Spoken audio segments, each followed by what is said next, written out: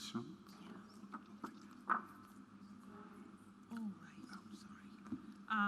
If you have any question for Bio, please ask them now.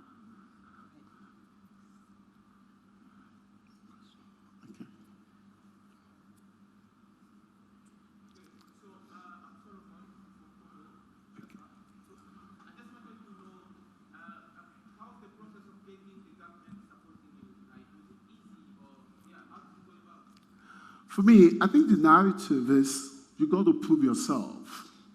You got to prove yourself.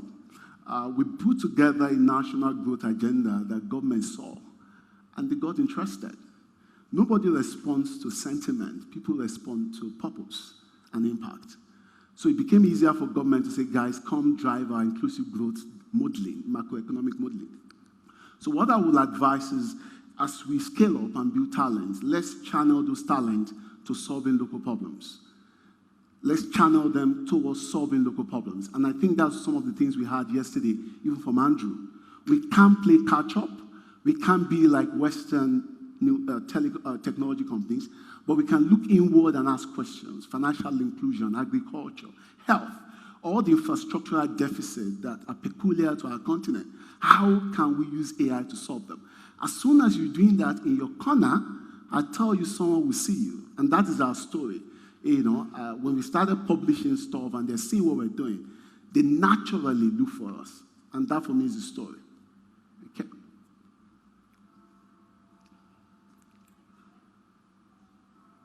Any other question? Okay.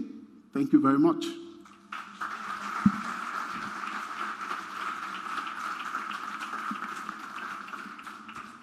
I don't know about you, but I'm fully energized right now. Bio really embodies what the Matai Award stands for, so please give him another round of applause.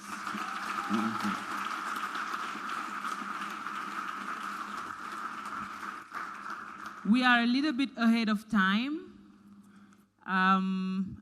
It is my pleasure to introduce our keynote speaker for the morning, Dr. Richard Socher. Is he here? Oh, great. He is the chief scientist at Salesforce, and he was previously an adjunct professor in the CS department at Stanford, and also the founder and CEO of a startup called MetaMind that was acquired by Salesforce. And if you are into NLP, you probably also know him through his excellent course.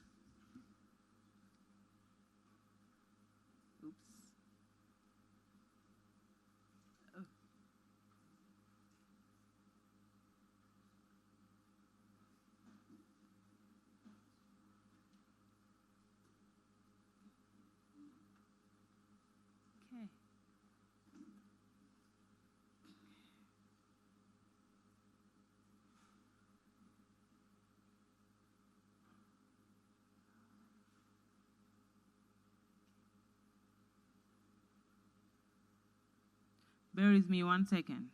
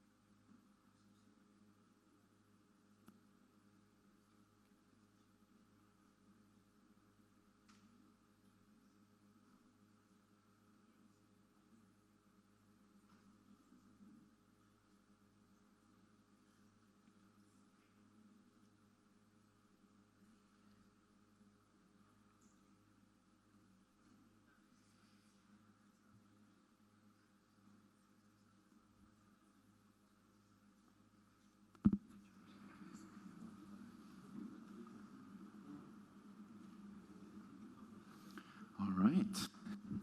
I am on. Great. I think we are almost Walking ready to on go. stage. All right. Yeah, like I said, he was the CEO of a startup that was acquired by Salesforce called MetaMind, and he's now chief scientist at Salesforce. He's going to tell us about multitask learning. So please help me welcome Dr. Socha to the stage. Thank you. Thank you. Aloha, everybody. I'm super excited to be here.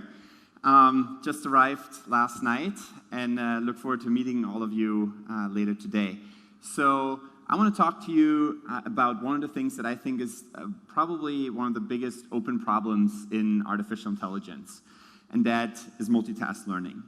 And the way we're motivated to work on this research is that we looked into the last couple of years since AI has kind of taken off like crazy. It's been around for a long time, of course, but in the last couple of years, we've seen a lot of step changes in AI. By the way, if you have any questions, just raise your hand, and I'd be happy to take any questions at any time. And what we've noticed, and what I think we can kind of categorize these different stages as, was that for a long time, machine learning was essentially largely dependent on feature engineering, where if you wanted to do sentiment analysis, for instance, in natural language processing, you may have people that say, here are a bunch of positive words like great, wonderful, amazing, beautiful, and so on. And here are a bunch of negative words like lame and boring and stupid and whatnot. And then you'd say, well, if we just kind of use a machine learning algorithm to assign weights to those words, then we probably do reasonably well. And you get maybe 60% accuracy already, just because once you say the word awesome in a sentence, very likely that's a positive sentence. And then you look at your errors and you realize, well, there's negation too, so maybe we create a feature that said not one of the lists of positive words, and that gets assigned a weight through machine learning, and so on. And you realize, well, but there are some ways where you say not so really amazing, and then you have multiple words, and you create regular expressions, and so on. So we can go on for a long time. But that is kind of where the field of natural language processing was up until maybe even 10 years ago, mostly at. And so deep learning in 2010 or so started to change that a lot, in that we switched the thinking from we have human experts that assign and define all these features to we have a deep learning system that takes in as much raw data as possible. Here's just a list of words and define the label you want to predict. And that, I think, was a big step change. What we're currently in is a lot of deep architecture engineering, where we look at each specific task and we see, okay, how can we architect the model such that it'll be good for this task? And that has obviously been a huge success for many, many different tasks: computer vision, natural language processing, speech recognition, and then inside each of these fields, like image segmentation for computer vision versus object detection. They're all deep learning models of some kind now, but they still have a lot of human skills and development for each particular task that are required. And we see this especially in natural language processing, because NLP kind of captures almost everything else in AI, if I may say so. Because in the end, language needs to communicate about the visual world, about the logical world, social world, and so on. And so the question is, okay, we can probably squeeze out another couple of years of deep architecture engineering for each particular task. But what's next? How can we progress further to maybe go to even more general AI systems that in the end don't have to be tuned for every single task, but they can just continuously learn in the future? And that is kind of one of the motivations towards what I'll talk to you about. Another one is just looking at how far we've gotten with single task learning. And this, I think, is kind of where we are at the community, as a community right now, similar to this dog. And that we can get pretty good performance. We can go a certain distance as long as we have a very specific data set and a very specific task definition. Then we'll do our model architecture engineering, and we try to hill climb on a metric. And as long as the data set is roughly the size of and representative number of examples of 1,000 times the number of classes, then my hypothesis is deep learning will get you close enough to run something in production, maybe 90% accuracy or F1 or something like that. And it's also clear to me that if we want more general AI systems, we need to have more continuous learning of a single model. That we say, oh, you know these things? Here's a new task. And you should start doing well on that too if I teach you a little bit of that task. You shouldn't have to restart from scratch every time you hit a maximum limit of some performance. And the first inkling of that being the right idea is, I think, what we see with pre-trained models. So in pre-trained models, of course, in computer vision, we've seen this being a huge success.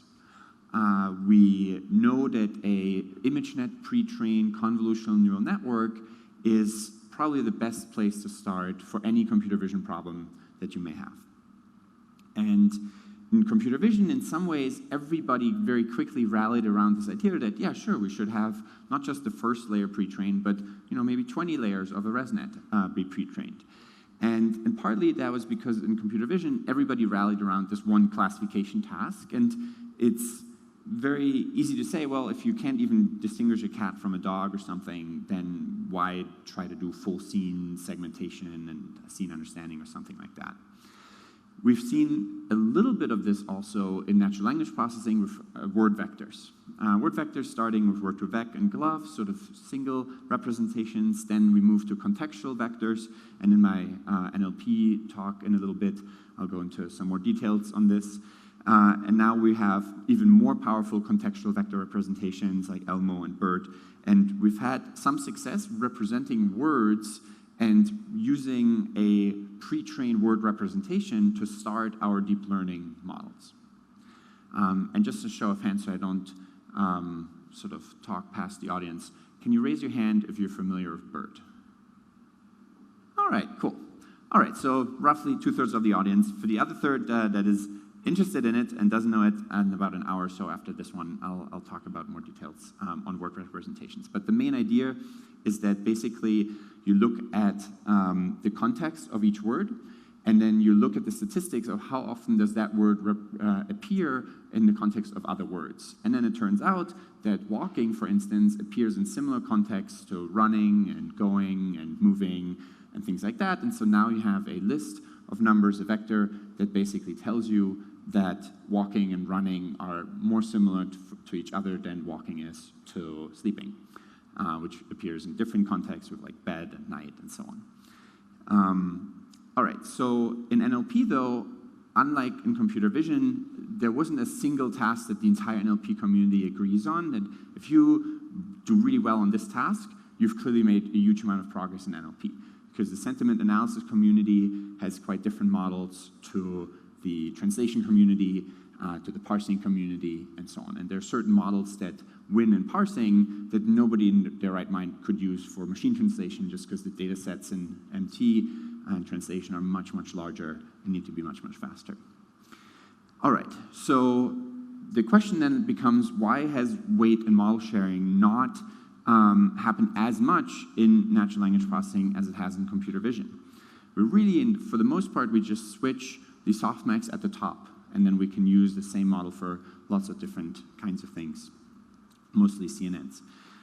So I already briefly alluded to this, but in NLP we have all these different types of reasoning. Sometimes you can have a sentence where you say, 3 people were in the room, 2 people came in, how many people are in the room? And now language is all of a sudden a math problem. And very simple one, but one nonetheless. And sometimes you say, this is a typical Nicolas Cage movie, and that probably means it wasn't a good movie. And no offense, hopefully he's probably not in the audience. It's okay. So we have all these different kinds of reasoning. Emotional. Sometimes we can talk about the visual world, and we reason visually, and language kind of connects all of these other areas of AI. And in some cases, you might say, imagine time travel was possible, and then you say something else. And now you have these hypotheses and these different worlds, and you need to keep some of it in your short-term memory and other things in the long-term memory and so on. And I think partly because NLP is so hard, the community has kind of subdivided itself into all these different intermediate and separate tasks, and then has, in some ways, been sort of benchmark chasing in each task separately. And you might now say, okay, well, I get single task learning maybe has some limitations, There are some folks now who say, well, the future is actually unsupervised. It has to all be unsupervised. But I think that's clearly not the case for language. If you put a child by itself in the jungle, they'll probably learn a reasonable visual system to identify different kinds of objects, things that might eat them and whatnot. But if a child lives by itself, it will not learn actual language. So at the very least, it has to be multiple children, and then they might actually develop a language. So there can be some kinds of community self-supervision type situations if you have enough grounding and other things. But for the most part, for most people, language clearly requires a lot of supervision in nature, and I think for our models as well. And so that kind of led all of these different things, sort of where's the community going, how has pre-training helped, and so on. All of that led us to this idea of trying to find a unified single model for NLP that essentially can have everything pre-trained, not just the word vector layer, not just maybe now contextual word vector layers, but everything including the output layer, the decoder. And if we're able to do that, then we can just have that model get smarter and smarter over time. And I don't want to talk too much about sort of AGI and these super general AI systems, but it's fairly clear to me that if you ever were to try to get to that in the future, whatever that system is needs to have the ability to learn multiple things at once and not restart at every task from scratch or from some small intermediate representation. More sort of concretely and realistically in our timeframes and lifetimes, when we have this, if we get to this unified multitask model, we can more easily adapt to new tasks, and I'll show concrete experiments for that. We can make deploying systems to production much, much easier. Right now, and we have this same problem in Salesforce, but I think most every other company has it too. You have a machine translation team, and you have a sentiment analysis team for social media, and you have a team that tries to understand natural language questions for an FAQ lookup, and you have another team that works on chatbots, and so on. So you have these different teams, and they all have different models, and then trying to get those models running on a very large scale for a large internet company requires time and work, and a lot of people each time. If you had a single model, then you at least wouldn't have to have different modeling experts for all these different tasks. Also, just like in computer vision, where you can now download a ResNet, a couple of weeks ago I talked to this high schooler, he's like in 9th grade, and he's like, so why do you think ResNet is good, and should I be using ResNet? I'm like, man, when I was in 9th grade, I did not know about anything machine learning, but it's also incredible because like when I dug in a little bit, he's like, yeah, how did you implement it, and so on, and really just like, what he had to do was put 1,000 pictures of something in one folder, a couple hundred pictures in another folder, and then he ran sort of a standardized code, which, still very impressive, still not what I was doing in 9th grade, but, he didn't have to like really go in and modularize everything and build a bunch of crazy PyTorch code. But it has shown us that we basically have commodified computer vision enough where it's just like, here's some building blocks, do something new, something that nobody's ever done before. Maybe you just have like a water gun attached to a webcam, and whenever a squirrel tries to eat your fruit, the water gun shoots water and distracts the squirrel. Like those are real applications that people can now build. Not the most impactful ones, obviously. We work in computer vision for medical applications, which are much more powerful. But it shows us that there are a lot of things that you can do now very quickly, and that is because the bar has been lowered through these commoditized and generalized models. And the hope is that even now we can, with this model that I'll describe to you, move towards continual learning, where we just have a single system, we have new tasks that come in, and they just get smarter, and you don't have to restart and rebuild a whole new model. All right, so hopefully most of us are somewhat on board now with this idea that we want to have a single model. Are there any questions so far about single models? Yeah. I'll repeat the question. Right here.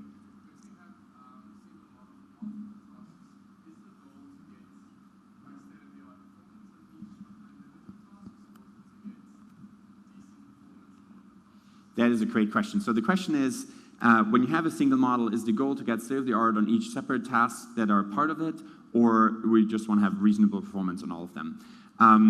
that is a very astute question, and I think is part of why this is not as accepted in the community right now. Because the community right now very much is like, if you want to publish a paper, you better have that SOTA number, that state-of-the-art number on that task. And if you have a single model like this one here that literally can do 10 tasks in one model, but it doesn't get state-of-the-art on like one of them, and the reviewer happens to be mostly in his career optimizing that SOTA number on those data sets for that task, like machine translation, I'll show you in a second, he'll be like, this model is completely useless, because why would I ever use anything that's not state-of-the-art in my subfield? And so this is actually part of, and the interesting thing is I've seen a lot of this when in 2010 I tried to, and eventually succeeded at publishing the first deep learning papers at a natural language processing conference, where my very first submissions also didn't have state-of-the-art. They're like 0.5% below, but they had 0 feature engineering. And people are like, this is useless. Why would I ever use this? It's below state-of-the-art. And I'm like, but I didn't have to do any feature. Isn't that amazing? And like, it didn't matter until we actually got state-of-the-art. And then people like, and then I literally had reviewers still who were like, why are you submitting a neural network paper to this conference? This is an NLP conference. Like, this is the stuff we know didn't work in the 90s. I'm like, why didn't you read to the end where we now have state-of-the-art? And then, eventually it worked. And so that's part of it. So to make a long story short, we of course still want to get state-of-the-art on all the things and have as many things as possible. My hunch is I'm personally more excited about a model that can do 10 different tasks and can do zero shot on an unseen task, which we'll show also. So it can do things that it was never trained particularly to do on another data set with 1,000 examples per class, and then we kind of fine tune on that. And instead it just works on a new task it's never seen. I'm much more excited about that than another 0.5% improvement across the board on like 5 different tasks or something for a pre-trained word vector, or another, 5 very specifically tuned model for one task. But the goal is eventually to have all the things, but we're not quite there yet. Great question. Do you have another question? All right. So now the big question for us was, okay, let's say we do want to build this one model for all the different tasks in natural language processing. How should we cast what these models, these different questions that you might have about something linguistically, these different tasks as? And so I think broadly, all of the tasks in NLP can be cast as one of those 3 things that we see here, namely sequence tagging. You have a label for every single word in a sentence, like named entity recognition. Is this a location or a person or an organization, for instance? Or in this sentence, is this particular word positive? Does it have a positive sentiment or not? Like I might say, the screen of the iPhone is great, but I didn't like the photo quality or something like that. So then photo quality is negative and screen is positive in that sentence. So that's aspect-specific sentiment analysis. So that is a broad range of tasks. Then a second one is just general text classification, where we have a single label for an entire sequence of text, like dialogue state tracking or sentiment classification for the entire sentence. And then I think the most interesting group, which also includes the hardest and most challenging tasks, several of which we haven't really solved yet at all, is machine translation, summarization, question answering. And all of these tasks can essentially be cast as a sequence-to-sequence model. You have a sequence of words that comes in, like German words, and you have a sequence of words that comes out, like English words or Swahili words or something like that. And so, and summarization is also, you have a sequence of a longer document, sequence of words comes in, and you want to have a sequence of words that is shorter, truthful, and still includes all the important information. Summarization is actually a really hard task, and I feel like probably the most interesting and challenging task right now if you were to just look at one single task. Because I just after, we've had a couple of papers now inside the field of summarization, and we're trying to think about, okay, what's the best description of what is actually a good summary, right? And it's really tricky. You might say, well, it has to be shorter, and all the facts in the summary should probably be mentioned in the original document, so they have to be true. But then you can actually say, well, that is definitely not a good enough summary. Like if you have, for instance, A punched B, and that's the summary. then maybe you think, oh, A is a horrible person. But what if B punched A first? And now you're like, oh, maybe they're just defending themselves, right? So like, all the facts were true in the summary, but there's still a really bad summary. Or you just say, the sun shined on that day. And now you're like, okay, that's true also, but it's completely irrelevant because, you know, there's some plane crash or something, and it was irrelevant that the sun shined that day.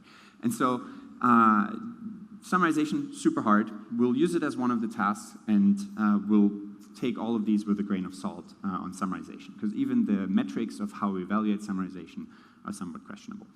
But I digress. Let's move on to now thinking about how to cast these different frames that we had here in these different types of tasks into a single mega task, or what I call one of these three equivalent super tasks of natural language processing.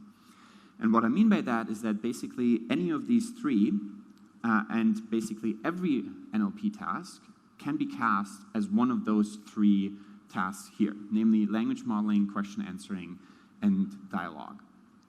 And if you have any tasks that you feel like could not be cast as one of these, or how these could not be cast as one another, I'd love to hear it. But basically, language modeling is just the very simple task of trying to predict the next word.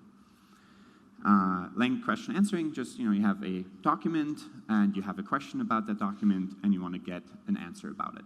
And so, for instance, if I want to do named entity recognition, which is a sequence tagging problem, I can cast it as question answering, just asking what are the locations, organizations, and people names in this sentence. And then its NER is a question answering problem, also trivially. Dialogue, everything, you know, is essentially when you ask a question, it can be also asked inside a dialogue, but then you could keep on asking questions. And now, what I'm arguing is that essentially dialogue is also similar to language modeling, in the sense that if you have a continuing sequence of multiple back and forths, at each time step in the chatbot system, you would still want to predict the next couple of words to give an answer given the previous sequence. So the sequences just get longer and longer. Likewise for question answering, if you have a dialogue, the content document, the context document can just keep getting longer and longer as the dialogue progresses. And so in some sense, you also can cast dialogue systems as question answering. So basically all of these three tasks are equivalent. The way we currently see them, though, is for a long time, language modeling was just to give us a perplexity, a how likely is a given sequence given you know, some kind of conditioning. And so, for instance, if you wanted to know, you had speech recognition system, you had a speech recognition system, and you wanted to know, is this the price of wood, for instance, was the sentence, and now the price of wood, you know from the context that the word wood is probably W-O-O-D, as in the wood that comes from a tree, but in the context of would you want to hear about this model, wood is the W-O-U-L-D. And a language model would tell you simply which wood is more likely given the context in a sequence. And nowadays, we've seen language modeling in a lot of word vectors and a lot of great pre-training models, and I'm very excited about seeing the rest of the community kind of realizing the potential that language modeling has, and we think actually it's even bigger than what we currently see. That being said, some of the tasks right now that are out there, namely question answering and things like that, require much, much longer sequence understanding, and language models currently still don't have the ability to go back 1,000 words into the past and then make a reasonable judgment about them. And so I want to present to you here the 10 different tasks, all of which we defined as question answering tasks. And the general question answering format, you can also think of a sequence times sequence to sequence, or in a way, the task is encoded as a question. And in every one of these examples, you essentially have some kind of context document, you have some kind of question about that context, and you get an answer. So very, very simple. Two sequences go to another sequence. And here are the 10 examples of tasks that we have cast into this. So here, the first one is the standard Stanford question answering dataset, SQUAD, where the answer to a question is always just a subphrase in the document. So if you ask the question, what is a major importance of Southern California in relation to California and the United States, then maybe the answer in that Wikipedia paragraph was it's a major economic center. So a relatively simplified form of question answering. But we can also ask, for instance, what is the translation from English to German of this sentence? And so now machine translation is very simply also another type of question you might ask. We can also ask, what is the summary of this longer context document? And the answer is a shorter sequence that we're trained to be a summary. And you can also think of entailment, a very interesting task in NLP that is pretty broad also, the idea that given two sentences, you always want to know if they're logically entailing each other, if they're contradicting each other, or if you can't make that judgment. And that's very useful, for instance, for summarization, where you might want to say, well, is that summary actually logically entailed in the original story? And if it's not, then probably that's not a good idea, though right now all the entailment data sets are single sentences. And like I said, in summarization, you might have every single sentence be correct and entailed in the original story, but your summary might still not be because you mixed up the timing. And that can be a huge difference if somebody attacked somebody first or afterwards, makes a big difference in the summary and the truthfulness of it. Another very popular task, sentiment analysis, very simply can be cast as, is the sentence positive or negative? And now what's interesting here and important to notice is that when we ask questions that are similar to classification, we want to make sure that the labels that you see and that you might want to classify this sentence as are actually part of the question.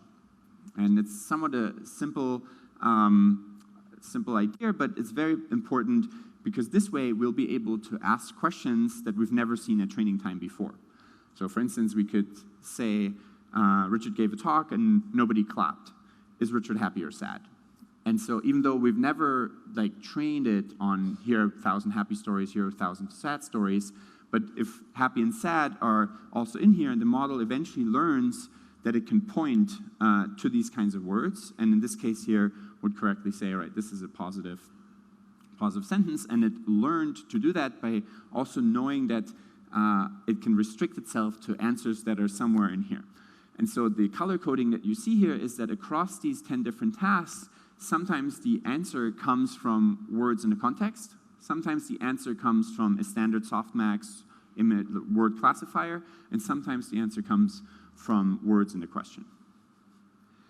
And there are a couple of others, slightly less popular tasks, like translating natural language English questions to SQL queries. It's actually very useful. There are a lot of people who know about databases, but there are even more people who just want to know something about their business, and they want to know how many cars did we sell in Kenya in the year 2007. And now they don't want to have to go and learn how to program in SQL in their database. They just want to ask that question in natural language and then still get an answer based on the data set that they have. So very important task. Dialogue state tracking, for instance, what is the change in dialogue state when somebody asks, are there any Eritrean restaurants in town? And so the state that was triggered by that question is that this dialogue is now about food, and particularly about Eritrean food. So these are essentially the 10 different tasks, all of which we cast as question answers, questions over some kind of context.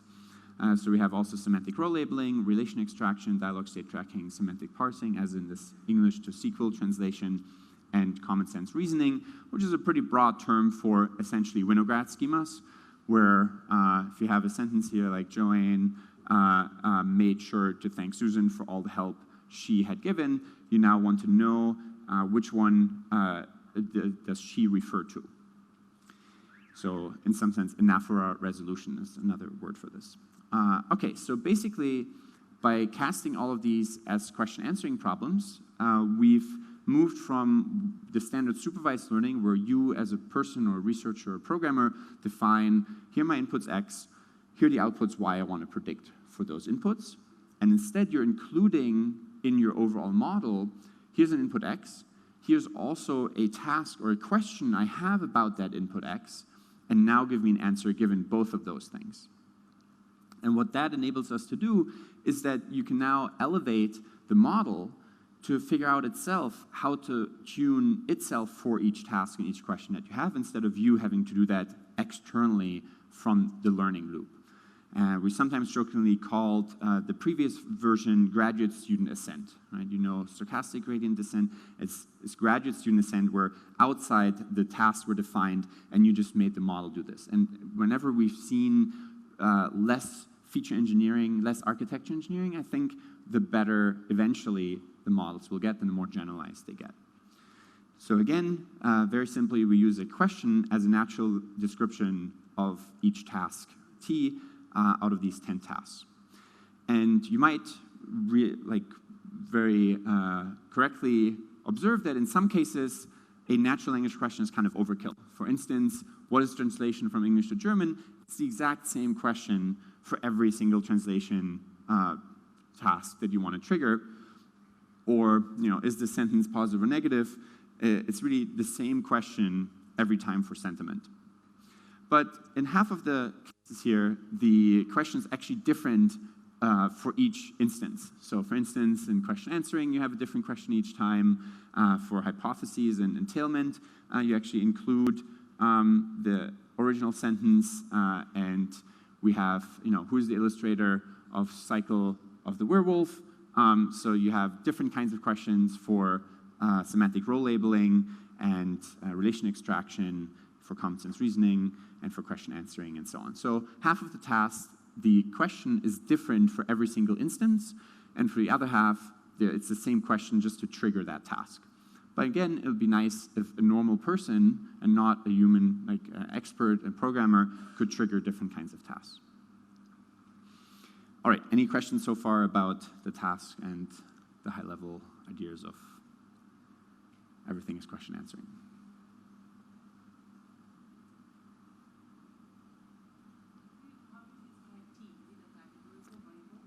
How did I decide T and what?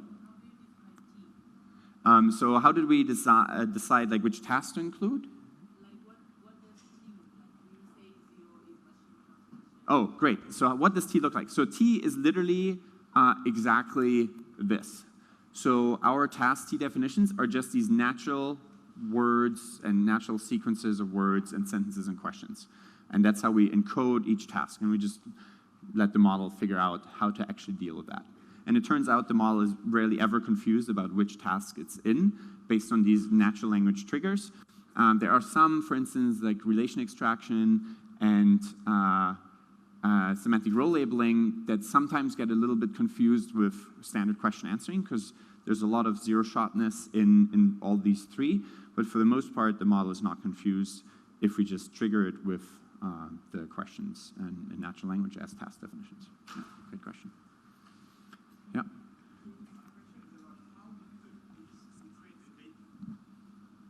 How difficult it is to create a data set that take all those tasks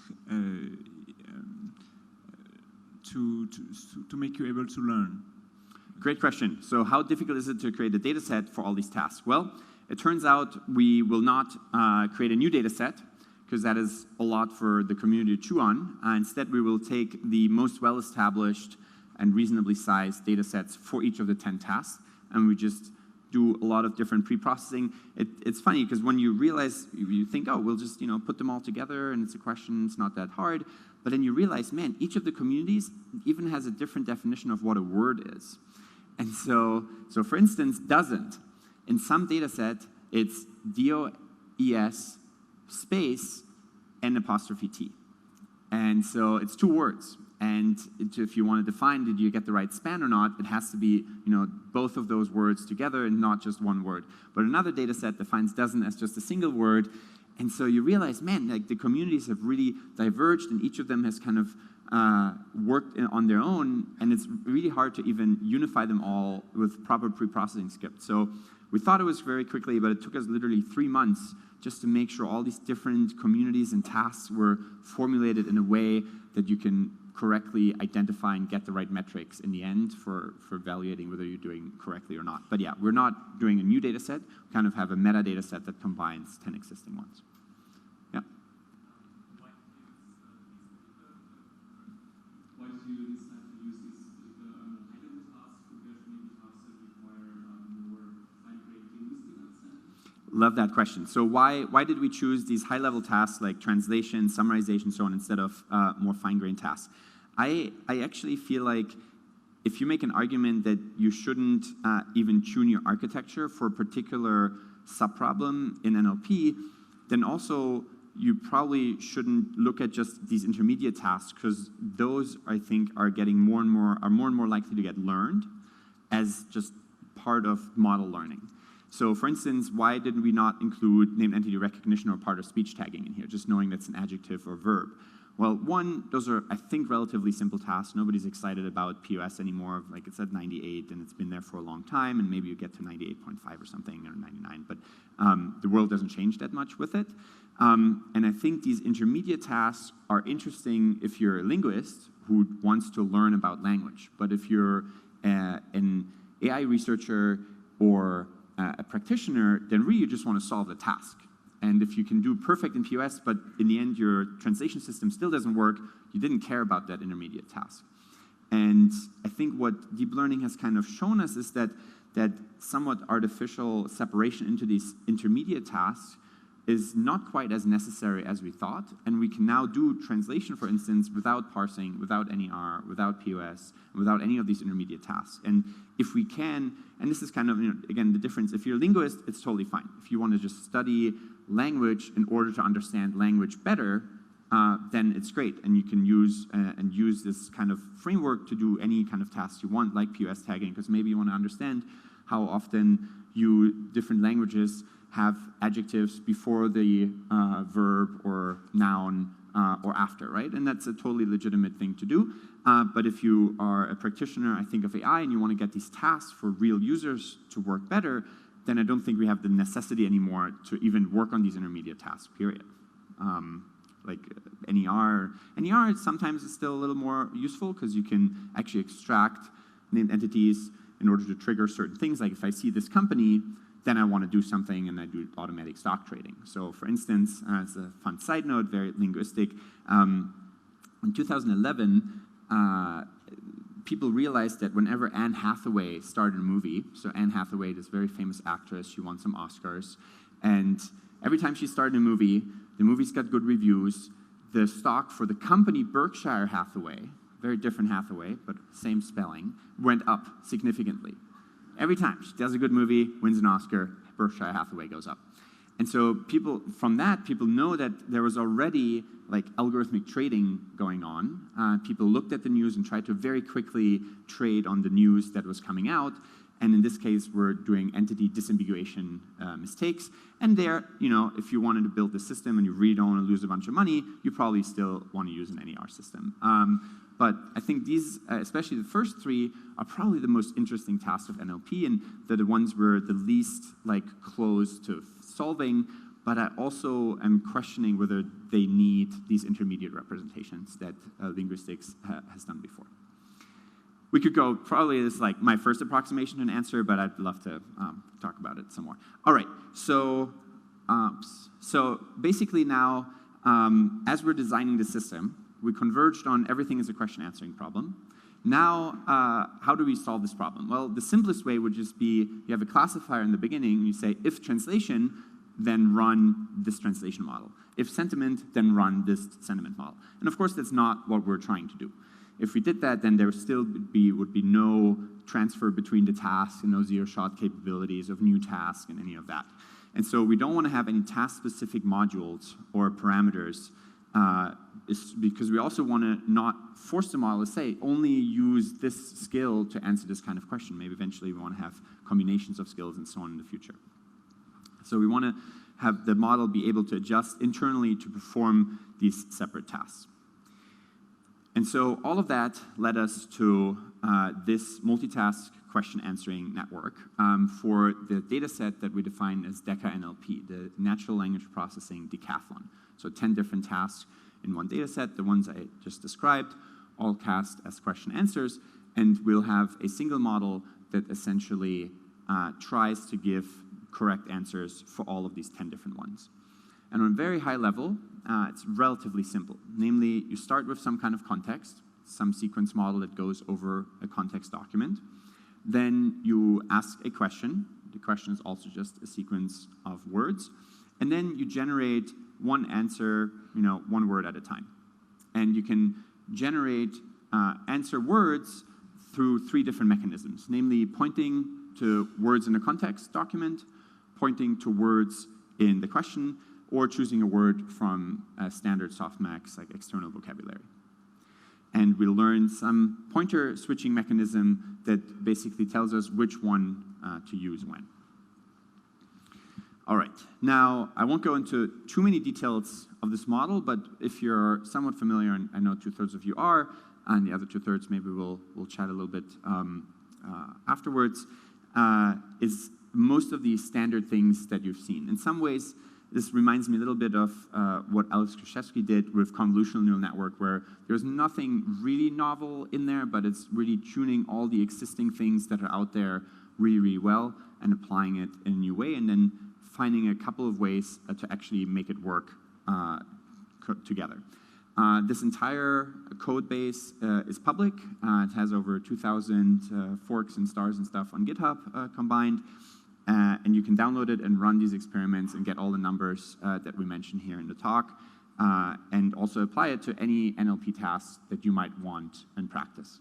And it's kind of interesting. It seems like it has seen more uptake from practitioners rather than researchers, just because the task is still really, really hard. But we'll walk a little bit through this model now to give you a high-level understanding. So we start with the standard things, namely word vectors. They're still very useful, very important. We need to have some ability to know about words, even those we haven't seen in any of the 10 tasks. We also don't just have fixed cloud embeddings, we also have character engram embeddings, so we can get a word representation for words we've never seen before in any of the data sets or in the unsupervised pre-training data set. We map those through a linear classifier and then put them into a shared bidirectional LSTM model with skip connections. And by shared, we mean that the same LSTM that goes through context words is also the one that will go over question words. Then we apply something called co-attention, which is essentially a fancy term for a lot of outer products between all the hidden states of those LSTMs. And that way, we get a representation of each of those 2 sequences that depends on the other sequence. So for instance, you might ask, well, why do we need to reinterpret the question based on the context? Well, if the question is, can I cut you? And the context is we're standing in line in a supermarket or in the market, then it's a very different context to you're holding a knife, right? And so you also want to reinterpret, you have the ability to reinterpret the questions given the context and vice versa. So now we have 2 sequences that are basically conditioned on each other.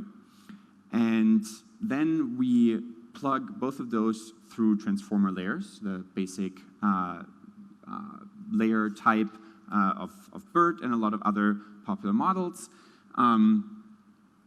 Happy to go into more details later, but I probably don't have enough time right now. And you might ask, why not just use transformer layers everywhere? We've had a lot of success with that. Unfortunately, they're still very finicky, very hard to tune, and you might say, oh, transformers work great on this one task, but the learning rate has to be 0.001.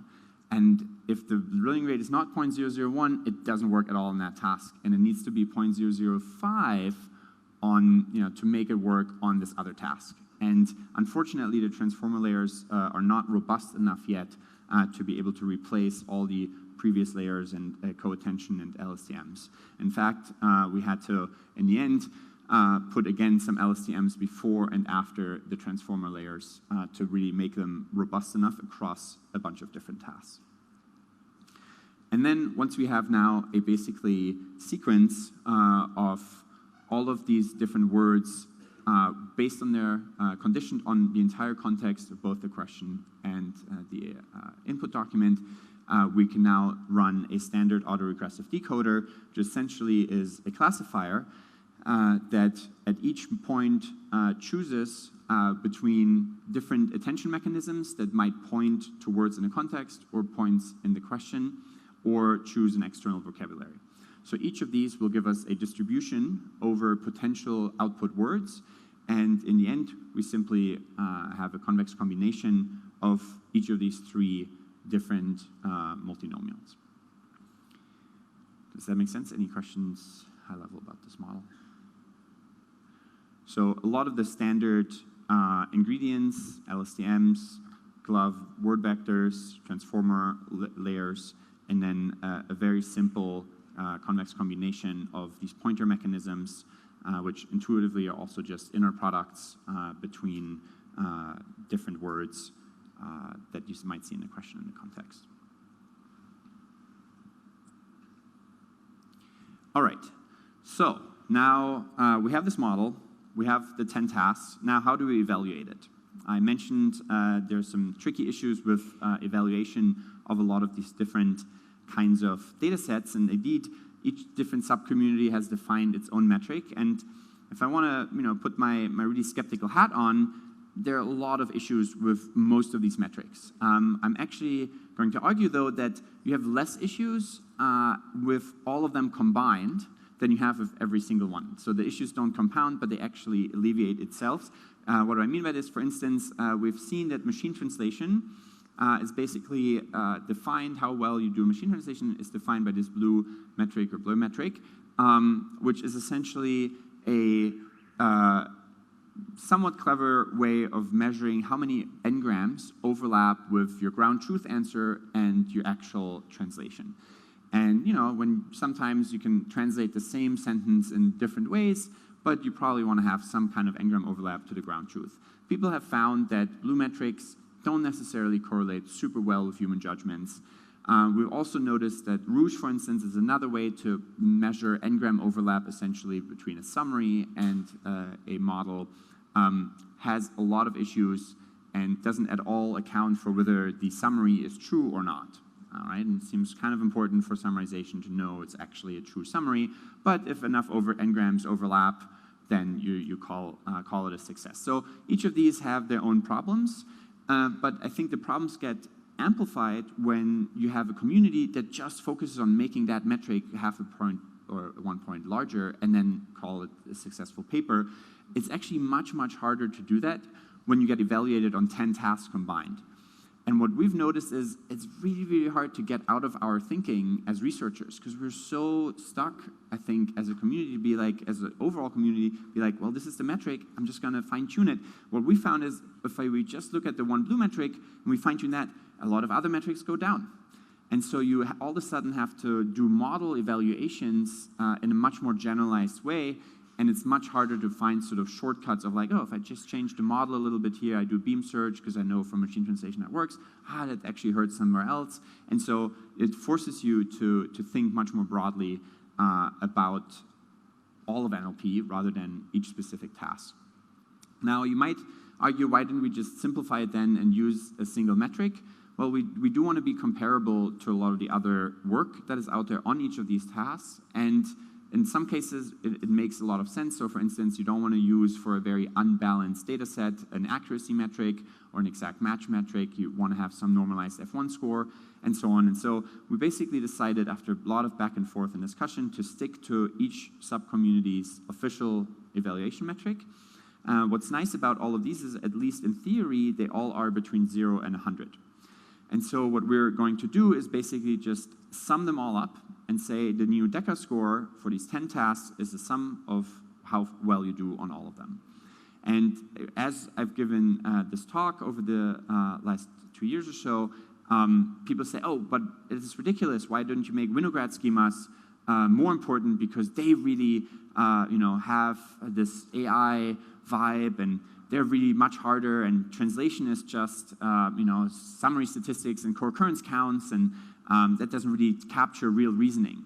And then literally, and sometimes the same talk a few minutes later, somebody's like, but why don't you make machine translation more important? Because it's the much bigger data set, and who cares about those 100 pronouns in Winograd schema? So in the end, we decided all tasks are equally important. In theory, it should be easier to sort of say, okay, well, let's try to fix one task a little bit, but it's, you can't make the other tasks be hurting in terms of their performance too much as you're doing that. So now we're going to go over a bunch of numbers, but we'll dive into the details a little bit to unpack these relatively large tables. So here, what you see on everything on the left side is basically every single number comes from a different model. And here, every column, all the numbers of one column come from the exact same model with everything shared. All the word vectors, all the intermediate representations, including the decoder and the output layer. We'll basically observe a couple of things. So one, sequence to sequence as a formalism by itself works reasonably well. You just kind of connect all these words and you try to generate it, but it is, in many cases, less performant than more advanced models, and in some cases, pretty significantly so, like 10% worse, or squad, much, much worse. Now we add self-attention, which is basically the transformer layers. We have co-attention, the outer products between things, and then we also add this idea that we have a question that is a separate type of sequence, and you can also point to its words.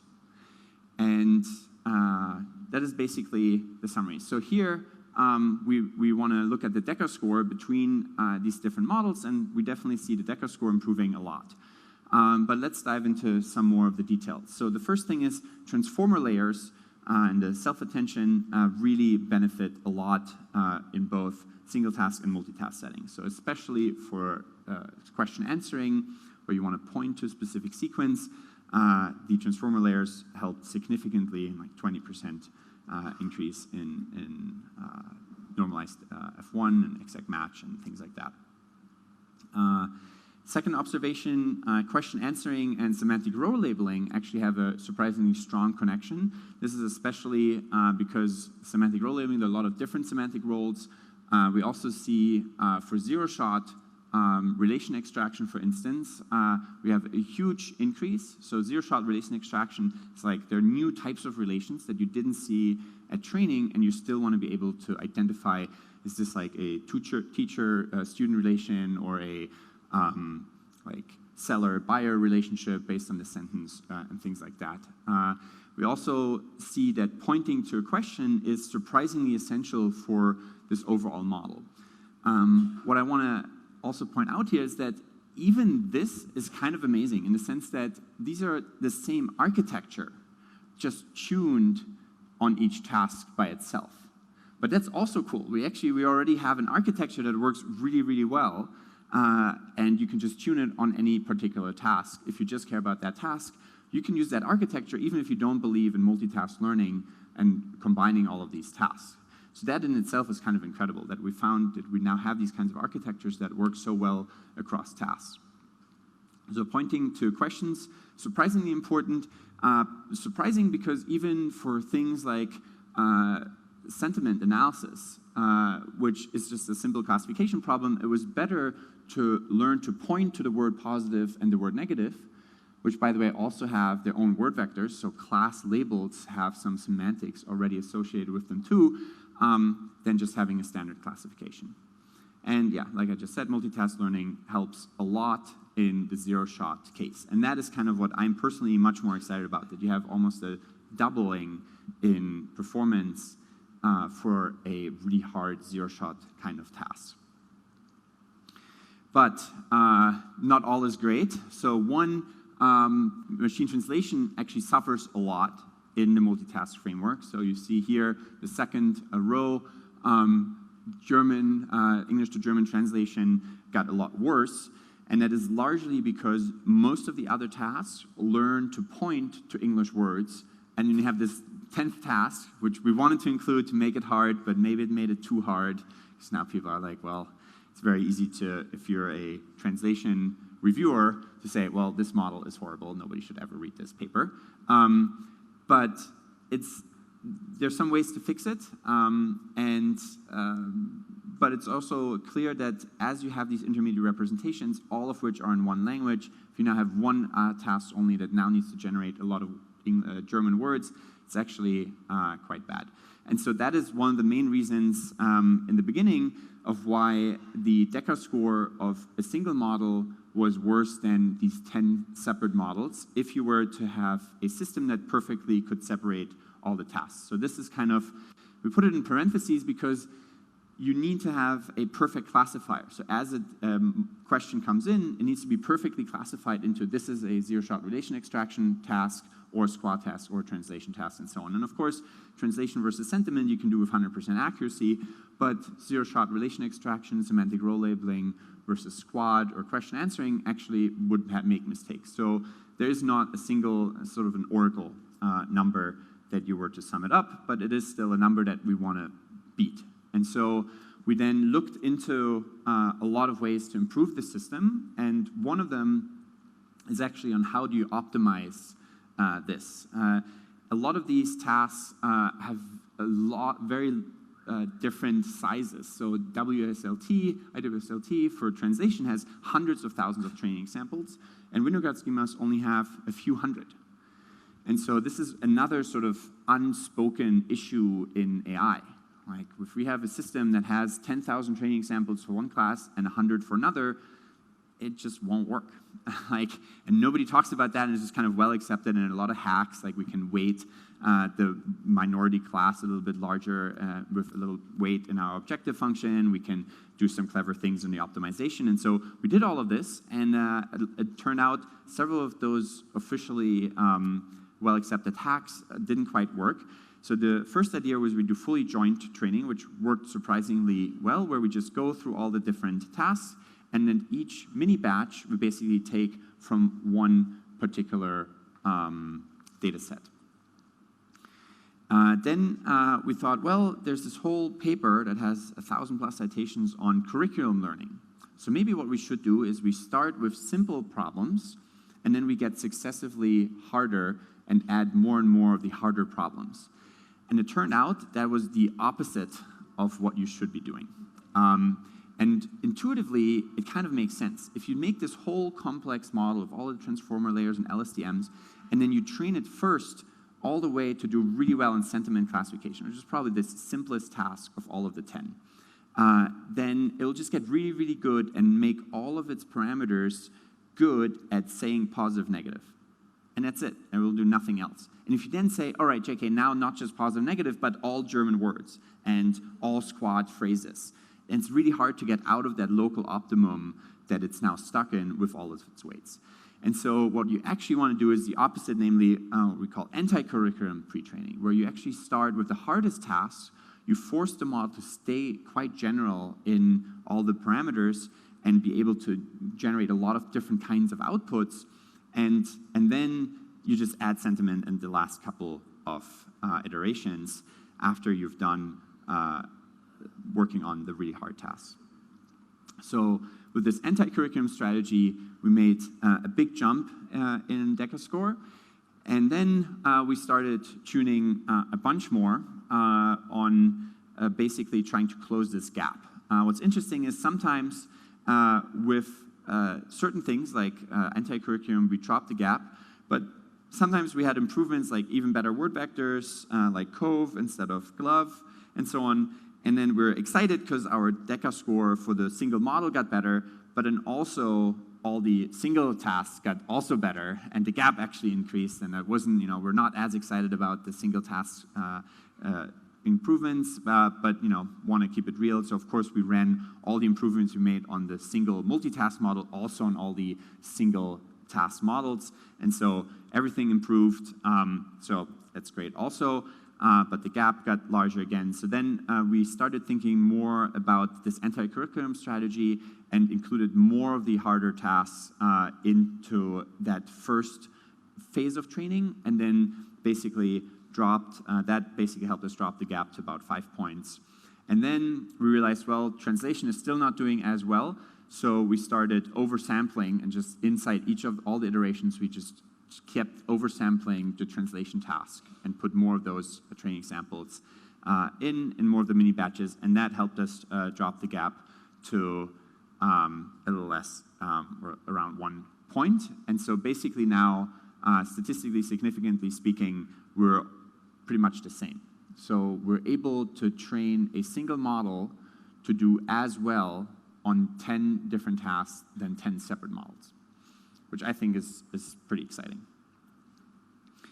Now, a little bit of analysis and some sort of outlook on what this might lead to. And I think this is focused on NLP, but I think it's a very general idea that we're describing here, maybe multitask learning. And I think it can apply and has been applied to a lot of interesting combinations of tasks in computer vision and so on. The default papers you will see usually will only include the tasks that we know will work better for, by combining them. So for instance, we know that part of speech tagging helps named entity recognition. So if we do multitask learning on those two, we'll get a better number and we can publish a paper more easily. Here, we made the maybe mistake of including some really hard tasks that are absolutely not helping each other and say, well, this is an interesting challenge. Like, we need to figure out catastrophic interference and forgetting. It's a really interesting problem, I think, and something to publish, I think, a lot of exciting papers in the future. And namely, if you train on one task and you then train on a second, you usually start forgetting the first. So this is catastrophic forgetting in sequential learning. And when you can still go back to the different tasks, we call it catastrophic interference, because as you're training translation, your other abilities like question answering usually get worse. And so I think this is one of the big open problems in AI research in the next years to come. Now, what surprisingly wasn't a problem for this model is knowing how to answer the different kinds of questions given this natural language sequence as questions. And so here we see, for instance, quad, almost all the words come indeed from the context pointer, and there are a few where it's actually able to just classify it with a standard softmax. And IWCLT, the translation task, for the most part, you don't have the words in the context, so it generated them from an external vocabulary. But of course, there you might have personal, concrete nouns like Richard or Kenya, and then you can just kind of point to the original context in the original language, and that works too. So basically, answers are mostly correctly copied from the right places, the context or the question, and that there's no confusion in the model about that. Now, what I was very excited to see is that pre-training on decaNLP somewhat helps also in the final performance on other tasks. So here we took a full model as it is, not just the word vectors, but everything including the decoder, and we basically train it on a new task. So we have a deca pre-trained model versus a randomly initialized architecture of the same kind. Actually not fully randomly initialized, we still have word vectors at least to make it a more fair comparison, but we basically train it on named entity recognition or on a completely different language pair like English to Czech translation, and the pre-trained model just added a new task to the code, rerun the model will essentially give us, in the end, a higher performance overall in terms of blue score and exact match. What's even more exciting is the model seemed to also do zero-shot domain adaptation very well.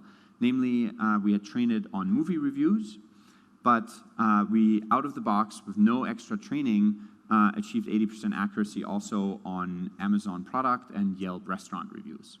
So domain adaptation is much, much simpler with this model. We also trained it on another natural language inference task, an entailment here, SNLI, where out of the box it achieves 62 without any additional training.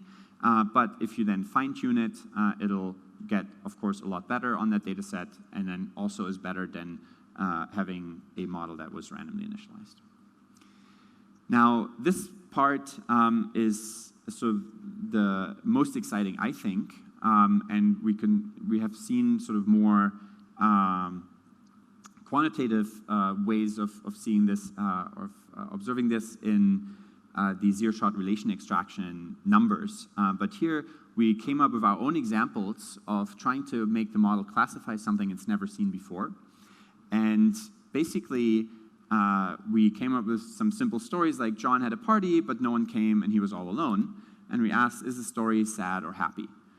And the model could now do all kinds of things, right? It's never seen this kind of question before. It could just throw out some random German words or whatnot, but it actually learned to point to an answer, to a question word, and it, in more cases than not, actually points to the right adjective of this question. And this doesn't always happen, and you can, there are lots of adversarial examples, so we're not claiming we solved all kinds of questions, but it's kind of amazing that it works, given all the possible things it could be doing, that it actually points to the right kind of adjectives, and in even some cases at all, is kind of amazing. The random baseline here is extremely low.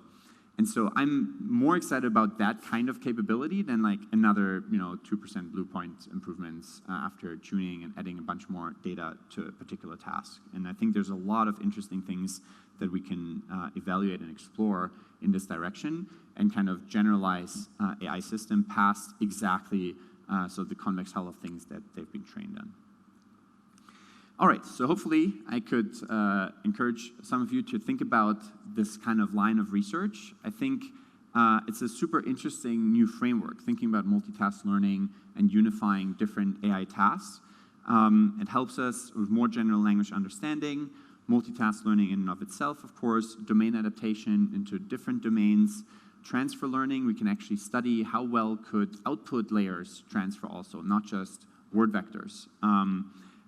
We can pre-train more and more layers of these models and hopefully eventually be able to do zero-shot learning a lot more accurately. And with that, there's a ton of related work. In a better, sort of very scientific talk, I would have had hundreds of citations. In fact, that conference submission length paper has, I think, 10, 12 pages of citations, because as we're combining all these different communities and different data sets and different models and so on, there's a ton of related work. These were some of the ones that influenced us the most in thinking. Colbert and Weston was the first to have a neural network NLP paper, not at an NLP conference, but at least at ICML for a unified architecture for NLP, but of course the NLP tasks back then didn't include the really hard ones like summarization, translation, and things like that. But it's still sort of a very influential paper, I think, and it's a great read for all of you. And then, interesting models that have come out that also included various pointer mechanisms and so on, and evaluation of those pointers here by Abigail C. And Chris Manning. So, what's next for NLP, and I think for a lot of other AI areas, is really trying to come up with more general models that can do multiple things at once. And with that, thank you.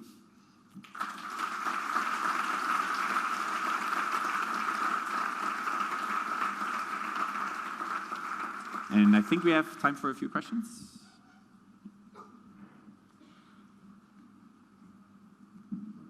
Thank you very much for that. I've got two questions. The first one, I saw the results for where you're comparing the same model of the two ways of doing it. Where English to German translation never did well. Is it right to assume that this is highly biased to English? And if you try it the same on other languages, it should go? And then the second question is, I've seen your example on question answer. How was the performance of the dialogue? On what? On dialogue. So the dialogue state tracking here is on, where is it? So we have, I guess I don't have my laptop, I can't switch to different ones. I think it's this data set here, dialogue state tracking, so it's doing quite well. And how focused is it on just English? I think this model is so general, it can work on any language. It really just assumes a sequence of characters or words in a context document or a question, and you can make it more robust if you added more languages of other kinds to it. Even just the way we got from a pretty horrible blue score here in translation to almost double was just by oversampling more of that data set. So if you wanted to translate to Swahili or German or French or something, there's no reason why this model would not work. I mean, it has the same issues that all other deep learning models have, which are actually quite interesting. So other interesting research questions for deep learning and NLP is numbers. It's kind of crazy, right? We represent even words like love or person as a list of numbers, but when it comes to actual numbers like 3, we also map the single integer 3 to a list of 500 floating point numbers. And then we can't do reasoning as well anymore as we could originally. So this idea that numbers are a big problem for translation and summarization, especially for this model as it is for all deep learning models. Another one is words of people names. So John, Jason, Jeremy all have a similar word vector.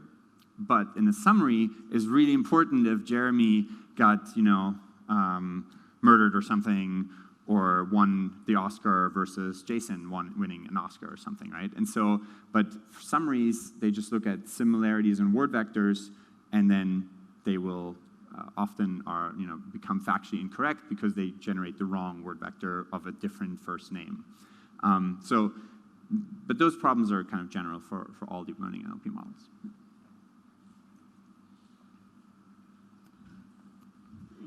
So obviously you chose English to German, which is one of the harder choices you could have made. Have you tried just adding in English to French and maybe another language and see if you can even just give me more context on languages? Because right now obviously all these tasks are English except for we've got German. Right. So even translating one of the other data sets and just kind of putting more context about languages in general. Because I suppose that's why you have to do that. It's a great question. Yes and no. So we wanted to keep the hardness, but then we started doing some follow-up papers where we just had simpler tasks that don't include, for instance, translation, and then all the things get a lot easier and better. And I'll talk about some of that more recent work in the NLP session. But we did actually include another run where we had 20 more translation pairs between like a bunch of different languages, and it was like a 30-task single model. And it kind of surprisingly just continued to work. Like, we didn't immediately hit like a huge drop-off after like 5 more language pairs, and then things got really horrible. In fact, translation overall improved. But of course, like, the other tasks didn't like get a lot better, and they kind of wiggled slowly into the decay as we added more and more just translation pairs.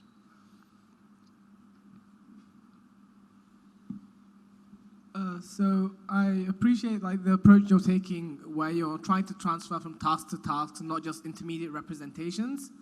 But have you tried looking at the word vectors you get out of a model trained like this? Because the word vectors would be useful for many different tasks. So have you tried looking at those? Or is there a significant improvement over like single task language modeling?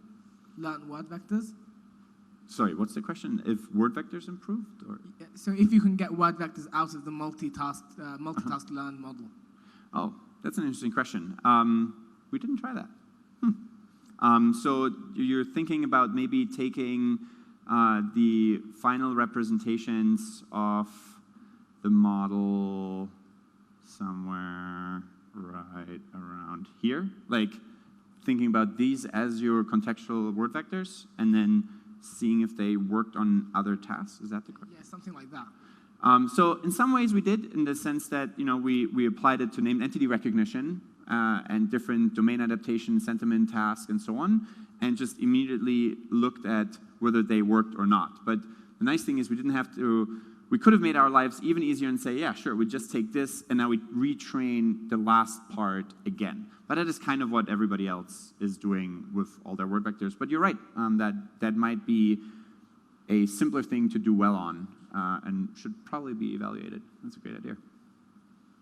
That might be now easier to actually get a paper out than the original one. Yeah, it's true.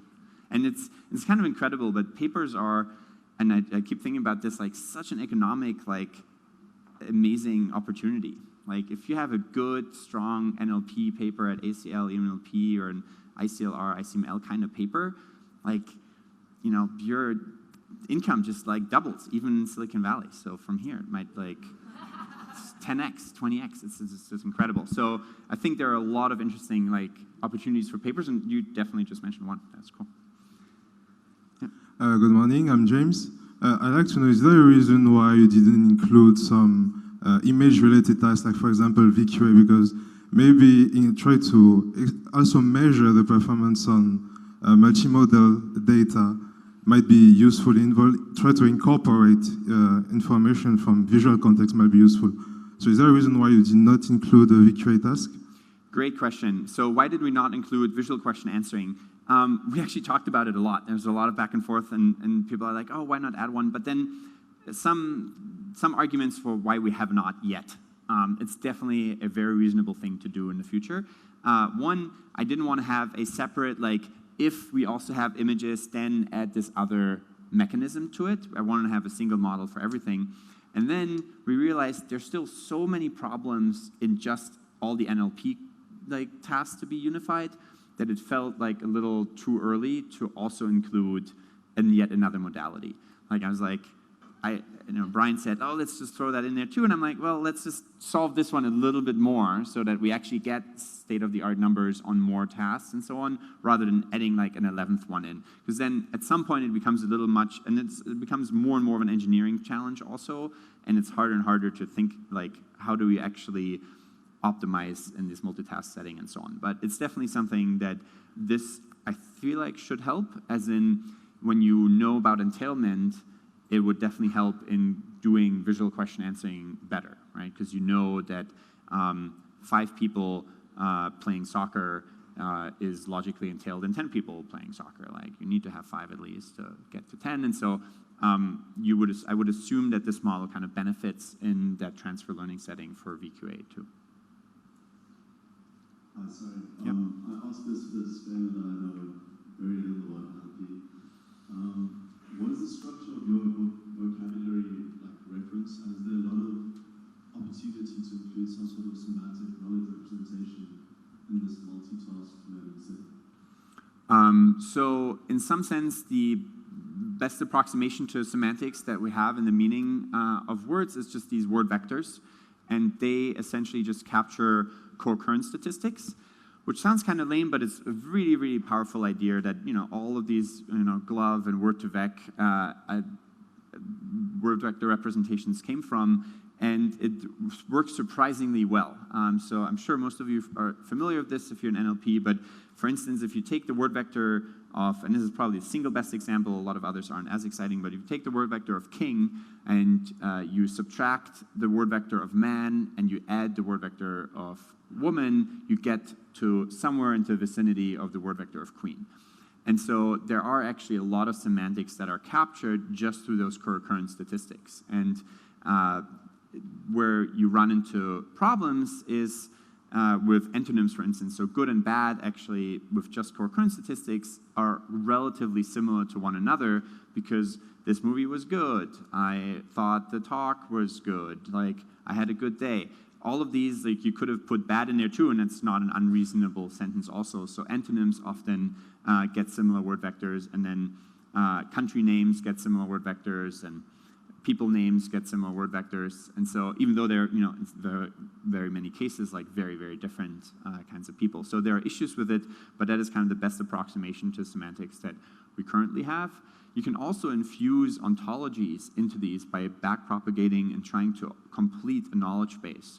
So if you know, for instance, Obama is president of the United States or something, you can have an ontology, and basically each node in the graph is a word vector also, and then you can backpropagate facts about those word vectors into them, and then the lists of numbers that represent each word kind of start to capture some of the facts of that knowledge base as well. So there are a lot of ways you can kind of infuse semantics in backpropagatable kind of word vectors. Yeah. We could have, and I have done lots of long lectures on just semantics. There's a lot to it, but yeah, that's kind of our best approximation right now. Thanks for the talk. So on these multiple tasks, multitask setting, I guess you're hoping that somehow you learn how to intermediate representation to perform these tasks. Is there evidence from looking at applications that that's what's occurring? Could you, for example, have multiple large networks that maybe activate each task separately? So we looked at a little bit at the activations across different tasks, and indeed there are certain neurons that activate more frequently for specific tasks. So that is kind of the best that we've seen so far. It is hard, like as you go deep into the middle of the second or the first transformer layer after all these other things, there isn't like a very obvious pattern a lot of times to like, oh, this is obviously now a translation task given the previous things or something like that. But the higher up you go, the more distinct the activations become for the different tasks.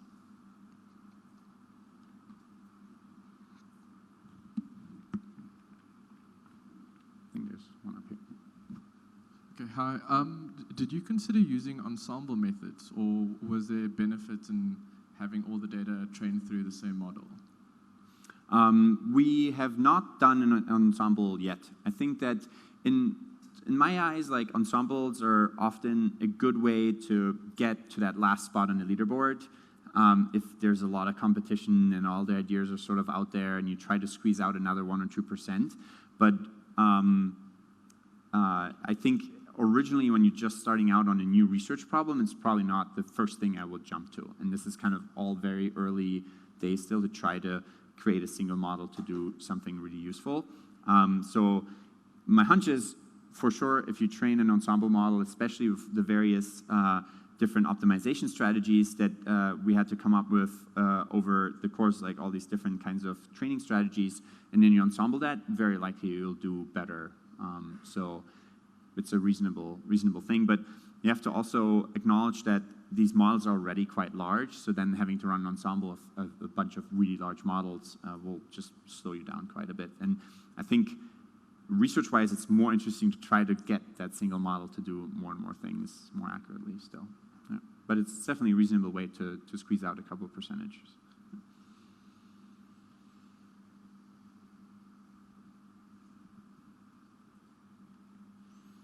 All right, awesome. Thanks everybody for your attention.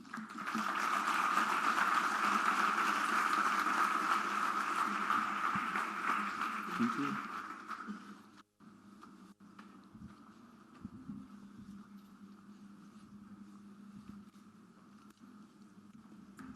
I have a couple of announcements. The first one is that all Nigerians, you are asked to take a picture with the winner of the Matai Award right outside this room. And the second announcement is that we will have a break from 10:30 to 11, but that the coffee and the snacks are delayed a little bit. Sure. And yeah, for the rest of the day, there will be parallel sessions on natural language processing, mostly ML in production, startups, and innovation. And later, you will have talks.